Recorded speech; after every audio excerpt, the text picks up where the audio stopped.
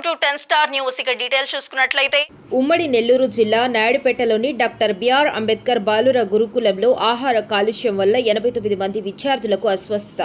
కలుషిత ఆహారం తిని ఆదివారం అర్ధరాత్రి 89 మంది విద్యార్థులు తీవ్ర అస్వస్థతకు గురయ్యారు. వాంతులు, విరోచనాలతో తీవ్ర అస్వస్థతకు గురయ్యారు. 39 మంది విద్యార్థులను నాయుడుపేట ప్రభుత్వ వైద్యశాలకు తరలించి చికిత్స అందిస్తున్నారు. గురుకులంలో విద్యార్థులకు శనివారం రాత్రి వండిన పూరీలను ఆదివారం పెట్టారని, అంతేకాకుండా మధ్యాహ్నం వండిన చికెన్ రాత్రి కూడా పెట్టారని విద్యార్థులతో పాటు తల్లిదండ్రులు వాపోయారు. నాయుడుపేట గురుకులంలో వార్డెన్ మిగిలిపోయిన పాడైపోయిన ఆకుకూరలు, కాయగూరలతో భోజనం తయారు చేసి పిల్లలకు పెట్టడంలో ఫుడ్ పాయిజన్ అయింది. గురుకులం వద్దకు చేరుకుని విద్యార్థుల పరిస్థితిని పరిశీలించి వివరాలు తెలుసుకున్న తహసీల్దార్ రాజేంద్ర, మున్సిపల్ కమిషనర్ జనార్దన్ రెడ్డి.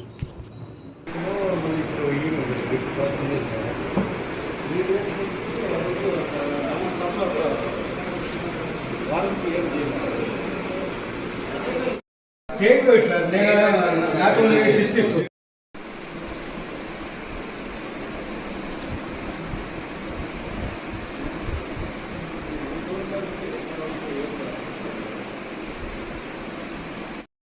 మీ చంద్రబాబు ఉన్నారు,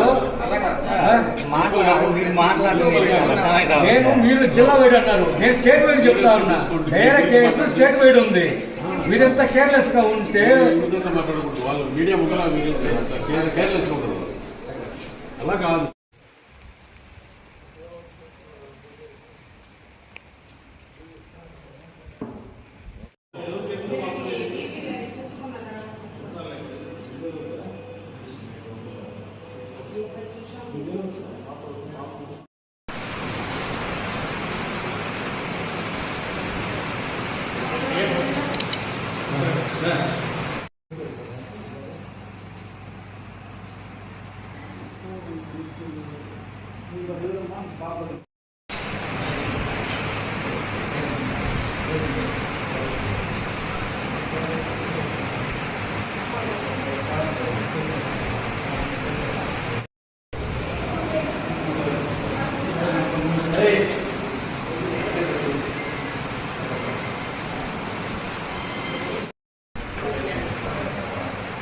మిగతా వాళ్ళు కూడా షిఫ్ట్ చేసి ఒకసారి చెక్ చేయండి.